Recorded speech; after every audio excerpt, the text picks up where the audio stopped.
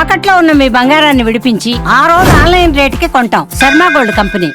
వక్రతుండ మహాకాయ సూర్యకోటి సమప్రభ నిర్విఘ్నం కురు మే దేవ సర్వకార్యేషు సర్వదా. యా కుందేందు తుషారహారధవలా యా శుభ్రవస్త్రావృతా యా వీణావరదండ మండితకరా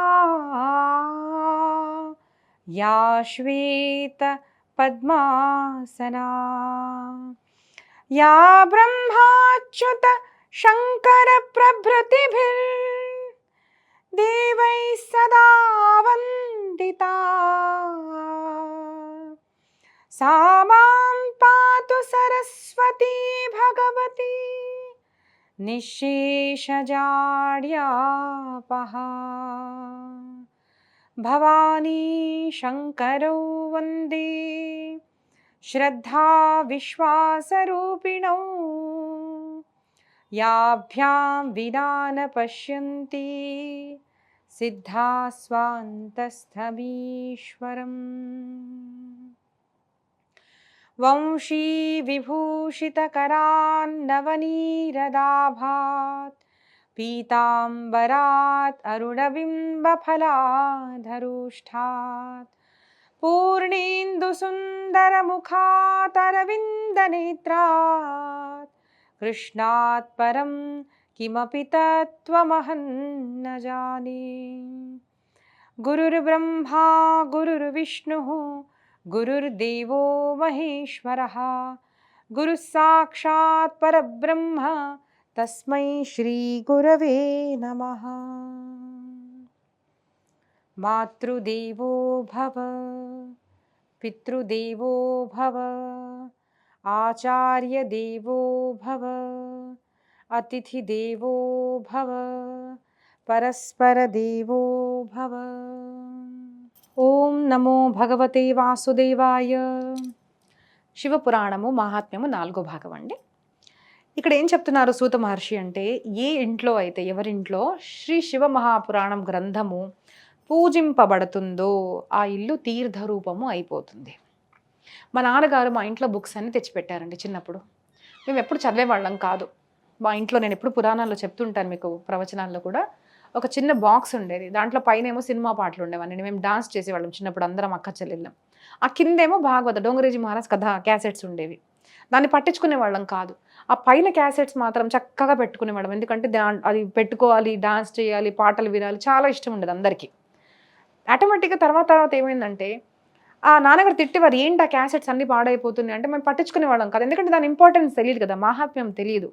మెల్లమెల్లగా ఏమైంది అంటే, ఆ పై క్యాసెట్స్ ఎప్పుడు పోయాయో ఎక్కడ పోయాయో తెలియదు, కానీ దీని ప్లేస్ పైన పెట్టేసి జాగ్రత్తగా పెట్టుకోవడం ప్రారంభించాను. ఎందుకంటే ఆ క్యాసెట్స్లో ఏముంది, ఎంత విలువైన వచనాలు ఉన్నాయి అని నాకు తెలియడం వల్ల ప్రాణం కన్నా ఎక్కువగా ఆ క్యాసెట్స్ని నేను చూసుకునేదాన్ని. ఎప్పుడు అంటే కథాశ్రవణం చేసిన తర్వాత, విన్న తర్వాత దాని ఒక వాల్యూ నాకు తెలిసింది. సృష్టిలో ఏదన్నా, ఇప్పుడు ఇంట్లో కూడా నా దగ్గర ఉంటాయండి, నేను ఎవ్వరికి కూడా క్యాసెట్స్ ఇవ్వను. ఎందుకంటే అంత ప్రాణం. ఆ వాక్కుల వల్ల, సంతశ్రీ డోంగరేజ్ మహారాజ్ వాక్కుల వల్ల నా జీవితం అనేది మారిపోయింది. ఒక దృష్టికోణం నాకు దొరికింది. భగవద్భక్తి అంటే ఏంటిది, ఎందుకు చేయాలి, నేను ఎవరును, నాకు లోపల నిగడితం అవ్వడం వల్ల దాని మహాత్మ్యం తెలిసి ఇప్పుడు నేను దాని ప్రాణం కన్నా ఎక్కువగా దాన్ని చూస్తుంటాను. ఇప్పుడు నేను అవన్నీ కూడా సదేహా ఫౌండేషన్ అని యూట్యూబ్ ఛానల్లో వేశాను నేను అవి, కానీ అప్పటికే క్యాసెట్స్ అలాగే ఉంచుతాను. ఎందుకంటే ఆ క్యాసెట్ రూపంలోనే కదా నేను విన్నది. కాబట్టి అలాగా ఏమైంది మా ఇంట్లో, ఎందుకు ఈ మార్పు వచ్చింది, నన్ను అందరూ అంటారు, అమ్మ మీరు ఎంత ధన్యులు, మరి ఇలాగా జరిగింది అంటే. ఆ ఇంటి వాతావరణం కూడా ధన్యమో అంటారు. ఎలా జరుగుతుంది ఇవన్నీ, ఎందుకంటే ఒక కథాశ్రవణం వల్ల ఒక మనిషి జీవితం మారిపోతుంది. అలాంటి మనుషులు ఉన్న చోట, అలాంటి కథ ఉన్న చోట ఏమైపోతుంది, ఆ ఇల్లు, ఆ ప్రాంతం కూడా తీర్థరూపంగా మారిపోతుంది. ఏతచ్చివ పురాణస్య కథా భవతి యద్గృహే తీర్థభూతం హి తద్గేహం వసతాం పాపనాశనం. ఈ శివపురాణ కథాశ్రవణం చేయడం వల్ల అశ్వమేధ యజ్ఞము, వాజపేయ యజ్ఞము, గంగా ఆది నదుల్లో స్నానం చేసిన పుణ్యం కూడా మనకి ఇక్కడ కలుగుతుంది అని చెప్తున్నారన్నమాట. ఇప్పుడు యజ్ఞాలు మనం గనక చూస్తే పూర్వం చేసిన ఎలా ఉండేవి అంటే యజ్ఞాలు ఎంతో చాలా డబ్బు ఉండేదండి. అంటే చాలా ధనము, పెద్ద పెద్ద పాత్రలు ఈ బంగారుతో చేసి ఉన్నవన్నమాట. అలాంటి పాత్రలు అంత ధనం కూడి ఉంటే కానీ ఈ యజ్ఞాలు అనేవి పాసిబుల్ అయ్యేవి కావు. అలాంటి పెద్ద పెద్ద యజ్ఞాల పుణ్యము కేవలం కథాశ్రవణం వల్ల మనకు దొరుకుతుంది. అశ్వమేధ యజ్ఞము, ఈ వాజపేయి యజ్ఞ పుణ్యం కూడా మనకు కథాశ్రవణం వల్ల దొరుకుతుంది. అలాగే సప్తపురి కూడా ఉన్నాయి కదండి, ఆ సప్తపురి దర్శనం పుణ్యం కూడా మనకు ఈ కథాశ్రవణం వల్ల దొరుకుతుంది అంటారు. ఏం చెయ్యాలి? మనం ఈ కథాశ్రవణం చేసే ముందు ఆ గ్రంథానికి పుష్పము, వస్త్రము అన్ని చేసి సత్కారం చేసి నమస్కరించాలి. గుర్తుపెట్టుకోండి, అది పుస్తకం కాదు. కథానవేహ గ్రంథనవేహ శ్రీకృష్ణ అంటారు. ఇవి గ్రంథాలు కాదు, ఇవి పుస్తకాలు కాదండి. ఇవి సాక్షాత్తు పరమాత్మ స్వరూపమే. శివపురాణం ఇంటికి తెచ్చుకొని పెట్టుకొని నమస్కారం చేసుకోండి. భాగవతము ఇవన్నీ కూడా నేను అందరికీ చెప్తాను. ఈ కొన్ని గ్రంథాలు మాత్రం ఖచ్చితంగా ఇంట్లో ఉండాలి. ఇప్పుడు తెలుగు భాషీయులు కాబట్టి చెప్తున్నానండి. శ్రీమద్ భాగవతము అంటే వ్యాస భాగవతము, పోతన భాగవతం కూడా ఖచ్చితంగా తెచ్చుకోండి. తర్వాత వాల్మీకి కృత రామాయణము, శివపురాణము, దేవీ భాగవతము, భగవద్గీత, మహాభారతం కూడా.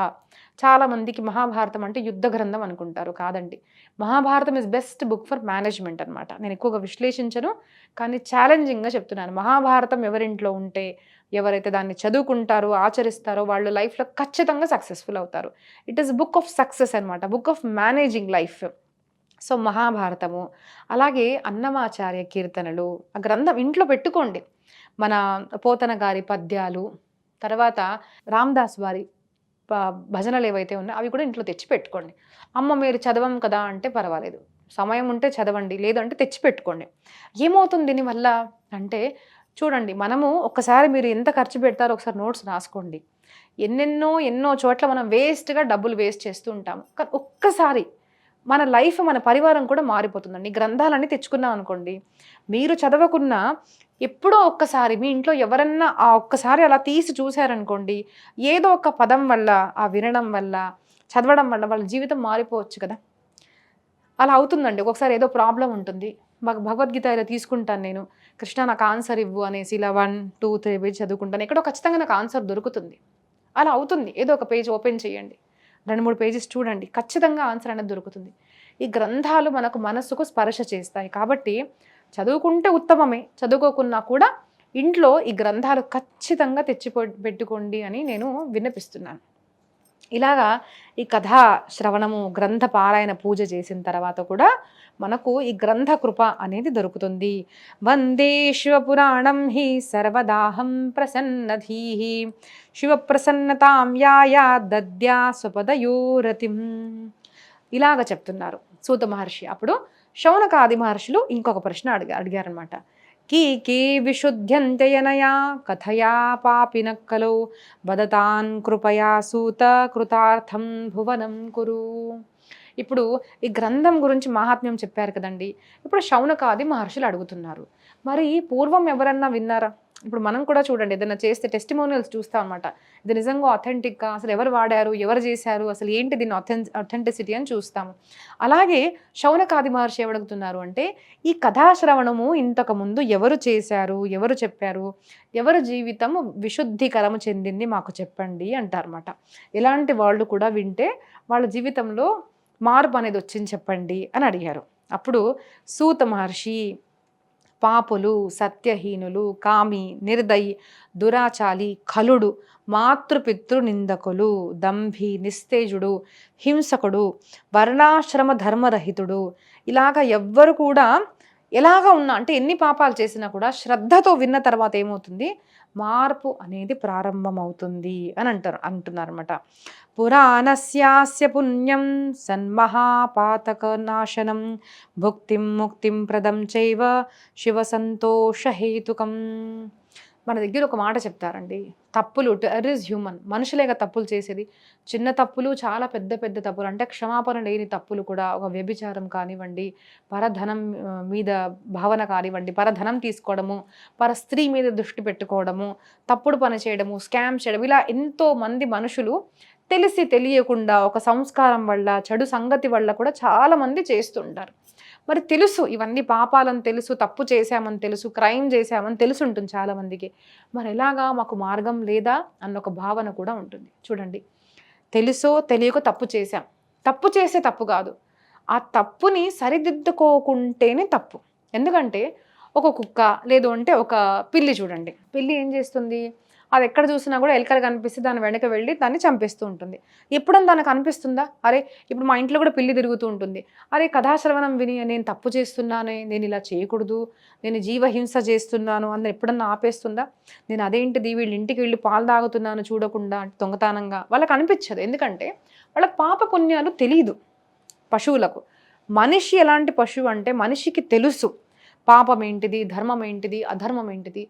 కానీ ఇప్పుడు దాకా ఏం జరిగినా పర్వాలేదు, గుర్తుపెట్టుకోండి, పాపము, హింస, అసత్యము, దురాచారము ఎంత చేసినా పర్వాలేదు. కానీ ఒక్కసారి శివపురాణం ప్రారంభం నేను చేసిన తర్వాత, హో శివ, నేను ఇంకా ఇప్పటి నుంచి పాపం అనేది చెయ్యను అని సంకల్పం చేసుకోవడం చాలా ముఖ్యము. సంకల్పం చేసి ఆ పాపాన్ని దూరం చేసుకోవడము చాలా చాలా ముఖ్యము. ఇలాగా పాప కథాశ్రవణం చేసిన తర్వాత పాపం తొలగిపోయి ఒక జీవితం అనేది మనగా ఉద్ధరించుకోవాలి. కాన్షియస్ ఎఫర్ట్ చేయాలి. చూడండి, ఉద్ధరే ఆత్మానం దాత్మనాత్మానం అంటే మనగా ఉద్ధరించుకోవాలి. సంతశ్రీ డోంగరేజీ మహారాజ్ ఎప్పుడు ఒక మాట అంటారు, ఆత్మకృప ఉండాలి. ఇప్పుడు భగవంతుడు వీళ్ళందరూ కృప చేశారు కాబట్టే కదండి పోతన వారు మంచిగా గ్రంథం రాసి పెట్టారు, వ్యాస మహర్షి రాశారు, వాల్మీకి రాశారు, అన్నమాచార్య వచ్చారు, మనందరికీ కూడా ఎంతో ఉపదేశం చేశారు. మరి దాన్ని మనం చదువుకోవాలి కదా, దాన్ని మనం వాడుకోవాలి కదా, దాన్ని వినాలి, దాన్ని ఆచరించాలి, అర్థం చేసుకోవాలి. అప్పుడే కదండి మన జీవితం మారేది. అంతేకాని వాళ్ళు గ్రంథాలు రాశారు అయిపోయింది అంటే సరిపోతుందా? కాదు. మనం కాన్షియస్గా ఎఫర్ట్ చేయాలి, తీసుకోవాలి, చదువుకోవాలి, అది అర్థం చేసుకోవాలి, ఆచరణ చేయాలి. అప్పుడు మన జీవితం అనేది మారుతుందన్నమాట. అయితే ఇక్కడ ఒక కథ చెప్తున్నారు. ఏంటిది అంటే, కిరాత నగరంలో ఒక దేవరాజ అన్న ఒక బ్రాహ్మణుడు నివసించేవాడు. వాడు చాలా మహామూర్ఖుడు, దరిద్రుడు, క్రయ విక్రయ అంటే పశుపాలన, అమ్ముకోవడాలు ఇవన్నీ కూడా చేసేవాడు. పశుపాలన అది చేసుకుంటూ కూడా జీవితం అనేది నిర్వహించేవాడు అనమాట. అలాగ ఒకసారి ఏమైంది, తను ఒకసారి స్నానానికి వెళ్ళినప్పుడు ఒక తలావంలో అంటే నీళ్ళ దగ్గర వెళ్ళినప్పుడు ఒక వేశ్య శోభావతిని చూసి చాలా సంతోషించాడనమాట. తన దగ్గర రమమానం అవ్వాలి అని అనుకున్నాడు. తను కూడా చాలా సంతోషించింది. ఎందుకు అంటే ఎవరి దగ్గర ధనం ఉంటుందో అలాంటి వాళ్ళని చూసి వేశ్యలు సంతోషిస్తారు, అలాంటి అందవాళ్ళ దుశ్చరిత్రం ఉన్న ఆడవాళ్ళని చూసి కూడా వీళ్ళు సంతోషిస్తారనమాట. అప్పుడు ఏం చేశాడు వీను, తల్లిదండ్రులు విరోధిస్తున్నారు కాబట్టి తల్లిదండ్రులు ఇంట్లో నుంచి గెంటేసి అలాంటి వేశ్య అయిన స్త్రీని ఇంటికి తీసుకొచ్చాడు. ఇతను ఏం చేసింది అంటే తల్లి, తండ్రి, ఆ దేవరాజు ఈ ముగ్గురిని కూడా చంపేసింది, మొత్తం సంపత్తి కూడా తీసుకుంది. ఇప్పుడు చూడండి, మన పురాణాల్లో ఇలాంటి ఎన్నో కథలు ఉంటాయి. ఎందుకు చెప్పారు అంటే సృష్టిలో అందరూ మంచి వాళ్ళు ఎప్పుడూ ఉండరండి. సమాజంలో ఖచ్చితంగా చెడ్డవాళ్ళు అనేది ఉంటారు. మనం అందరం కూడా ఈ సృష్టి ఎలా రచింపబడింది అంటే సత్వ, రజ, తమ, సత్వగుణులు ఉంటారు, తమోగుణులు ఉంటారు, రజోగుణులు కూడా ఉంటారు. సత్వ రజో అధికంగా ఉంటారు, ఒక్కొక్కసారి తమో అధికంగా రజోగుణులు కూడా ఉంటారు. ఇలా వివిధ మనుషులు ఉంటారు. కాబట్టి పూర్వం నుంచే మనకు వేశ్యలు, దొంగలు ఇలాంటి కథలు ఎందుకు వస్తున్నాయి? మన జీవితంలో ఇలాంటి వాళ్ళ నుంచి మనం దూరంగా ఉండాలని చెప్పడానికి వస్తున్నాయి. ఎప్పుడు కూడా ఇంద్రియ నిగ్రహం లేదనుకోండి, లోభం ఉందనుకోండి మనుషులో, ఇలాంటి సంఘటనలు జరుగుతాయి. ఇప్పుడైతే స్కామ్స్ జరుగుతుంటాయి చూడండి, ఆన్లైన్ కాల్ చేశారు, వీడియో కాల్ చేశారు, ఆవిడేదో ఇలా చూశారు, స్క్రీన్ షాట్ తీశారు, మమ్మల్ని మోసం చేశారు అంటారు. సో ఇవన్నీ ముందు నుంచే చెప్తున్నారు. ఒక పరస్త్రీ దాంట్లో మీరు పడ్డారు అంటే ఖచ్చితంగా నాశనం అవుతుంది. అలాంటి ఆడవాళ్ళు ఉండరా అంటే ఖచ్చితంగా ఉంటారు. మనం కేర్ఫుల్గా ఉండాలి. సో తను ఏం చేశాడు, తల్లి తండ్రి ఉన్న ఇంట్లో ఆ ఆడదాన్ని తీసుకొచ్చారన్నమాట. తన భార్య, తల్లి, తండ్రి ఉన్నారు. అయితే ఆ స్త్రీ వీళ్ళిద్దరు కలిసి ఏం చేశారు, తల్లి తండ్రిని భార్యను కూడా చంపేశారు. ఆ పరస్త్రీతో తను ఉండడం ప్రారంభించాడు. ఇప్పుడు ఏం జరుగుతుంది, ఇలాంటి పరస్త్రీతో ఉండడం వల్ల తన జీవితం అంతా నాశనం అయిపోయింది. దుస్సంగతి వల్ల భక్షణం చేయడం ప్రారంభించాడు, తప్పుడు పని ప్రారంభించాడు. తన కోరికలు తీర్చడానికి తప్పుడు మార్గంలోకి వెళ్ళి కూడా తను ఇవన్నీ చేస్తూ ఉన్నాడు. ఇలాగ సంపూర్ణ జీవితం కూడా ఇలాగే గడిచిపోయింది. చూడండి, అందుకోసం మనకు పూర్వం కూడా ఇలాంటి వేశ్యలు కథలు కూడా మనకు చెప్పేవారనమాట. అప్పుడు ఒకసారి చాలా వృద్ధుడు అయిపోయాడు. ప్రతిష్టాన్పూర్ అన్న ప్రాంతంలో వెళ్ళి శివాలయంలో అలాగో పడుకున్నాడు. బాగా జ్వరం వచ్చేసింది. జ్వరం వచ్చేసరికి లేవలేకపోతున్నాడు. ఏం చేయాలి అర్థం కావడం లేదు. అప్పుడు అలా పడుకొని ఉండేసరికి శివాలయంలో సత్సంగాలు అనేవి జరుగుతుంటాయి కదండి, అక్కడ శివపురాణము అనేది తన చెవి మీద పడిందనమాట. ఆ శివపురాణము అంతిమ కాలంలో పడడం వల్ల ఏం జరిగింది, యమదూతులు వచ్చి తనకు తీసుకొని వెళ్ళి సద్గతిని ఇచ్చారు. దేవుడి దగ్గరికి తీసుకెళ్ళినప్పుడు తనకు దుర్గతి ఇవ్వకుండా సద్గతిని ఇచ్చాడు శివుడు. ఎందుకంటే యమదూతులకు చెప్పారనమాట, ఈయన అంతిమ సమయంలో శివపురాణము విన్నాడు అనేసి. కాబట్టి మన అంతిమ క్షణం మనకు తెలియదు కదండి. ఎప్పుడు కూడా యథాసంభవం, ఎప్పుడు కూడా సమయం దొరికిందంటే ఆ మొబైల్ తీసుకొని ఒక పార్ట్ పెట్టుకొని ఖచ్చితంగా కథాశ్రవణం అనేది చేసుకోవాలి. మనం కాన్షియస్ ఎఫర్ట్ అనేది చేయాలి. ధన్యం శివపురాణస్య కథా పరమ పావని యస్యా శ్రవణ మాత్రేన పాపీయానపి ముక్తిభాగ్.